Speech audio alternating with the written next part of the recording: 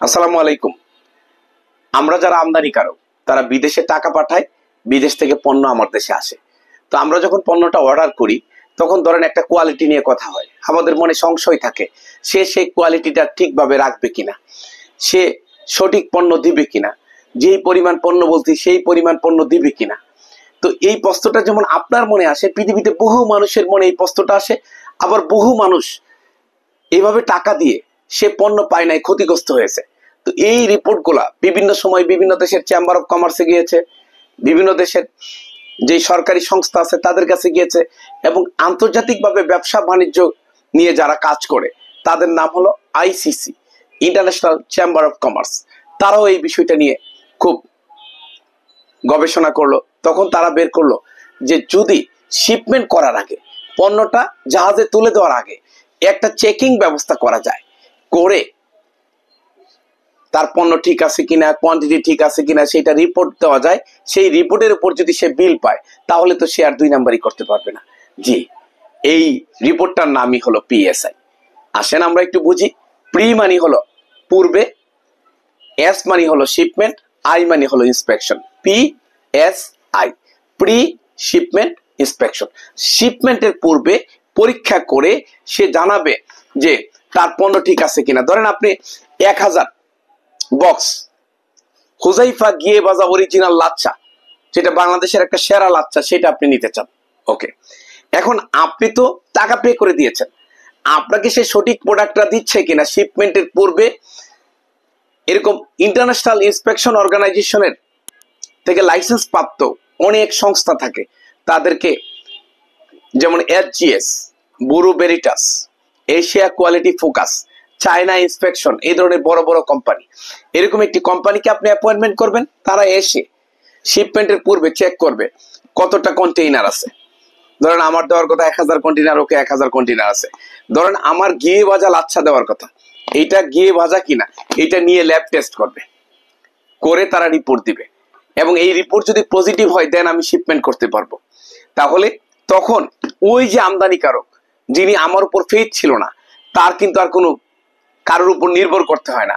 তিনি কিন্তু তার পণ্যটা একাই জায়গায় বসে নিশ্চিত হতে পারছে যে পণ্যটা সঠিক আছে।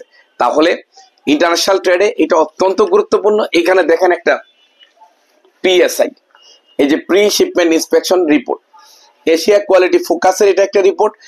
কিন্তু বাংলাদেশের সবচেয়ে বড় দুইটা সংস্থার নাম কিন্তু আমি আগে বলেছি, একটা নাম বলেছি এসজিএস, একটা নাম বলেছি ব্যুরো ভেরিটাস। ওকে, এখন আমাদের কিছু বিষয় আপনাকে জানতে হবে। এই পিএসআই যারা করে তাদেরকে যদি আমি বায়াস করে ফেলতে পারি, হ্যাঁ হতে পারে, কিন্তু সে তার পরিমাণ খুবই কম। 17কে 18 বানাইতে পারবেন, কিন্তু 17কে 20-22 বানাইতে পারবেন না, 10কে 20 বানাইতে পারবেন না। এমনকি আপনার আপনজনও যদি ওই সংস্থায় থাকে তাও সম্ভব না। আবার অনেক ক্ষেত্রে পিএসআই যে অফিসার করে সেখানে ক্যামেরা থাকে, অফিস থেকে আরেকজন অফিসার সেটা তদারকি করতে থাকে। সেই জন্য পিএসআই কে প্রভাবিত করা খুব ডিফিকাল্ট। আর পিএসআই রিপোর্ট যতক্ষণ পর্যন্ত পজিটিভ না হবে, যদি রপ্তানিকারক তার পণ্য পাঠিয়ে দেয়, আমদানিকারক সেই পণ্য খালাস না করে ফেরত পাঠাতে পারবে। আমদানিকারক পণ্য খালাস করলেও তার বিল না দিতে পারবে। সুতরাং আমদানিকারকের সুরক্ষা হলো পিএসআই। এখন পিএসআই কি আইনে বাধ্যতামূলক? না, পিএসআই আমদানিকারকের জন্য আইনে বাধ্যতামূলক না। তাহলে পিএসআই কখন করাইতে হয়? একটা নির্দিষ্ট অ্যামাউন্টের উপরে গেলে, বড় এলসি করলে পিএসআই করাইতে হয়। 2, আমার নিরাপত্তার জন্য আমি যে পণ্য আনছি সেই পণ্য কিনে আমি যেন ওই সেমাইয়ের জায়গায় অন্য কোনো কিছু পাইয়ে না যাই। যেমন বিশ্বে এমন অনেক রেকর্ড আছে, সোডা আনার কথা সোডা না দিয়ে ছাই দিয়ে দিছে, সেমাই দেওয়ার কথা সেমাই না দিয়ে চাল দিয়ে দিছে, বড়ই দেওয়ার কথা বড়ই না দিয়ে পাথর দিয়ে দিছে, সিমেন্ট দেওয়ার কথা সিমেন্ট না দিয়ে বালি দিয়ে দিছে। এইরকম দুর্ঘটনা আপনার জীবনে যেন না ঘটে। আর এই দুর্ঘটনা ঘটলে আপনি কিন্তু দুভাবে ক্ষতিগ্রস্ত হবেন। 1, টাকা দিলেন সঠিক পণ্য পেলেন না। 2, এটা যদি যথাযথ কর্তৃপক্ষ জানে তাহলে আপনার বিরুদ্ধে একটা মানি লন্ডারিং আইনে মামলা হবে, যে আপনি বাংলাদেশ থেকে টাকা পাচার করেছেন, আপনি টাকা পাঠাইছেন কিন্তু পণ্য আনেন নাই।